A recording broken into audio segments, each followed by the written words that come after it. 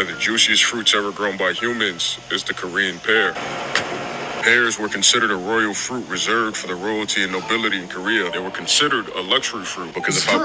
I gotta say, my friends, I absolutely love this guy's content. Sean Grows makes some really good stuff. But the detail you saw about the Korean pear being reserved for royalty and nobility in Korea, it is not only true, people do not understand just how incredibly restrictive Korea was.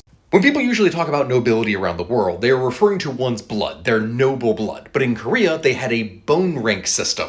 Which, yes, I know how it sounds, you are ranked competitively for your bones. Korea, with its population crisis, could probably use a little bit of that right now, I'm just saying.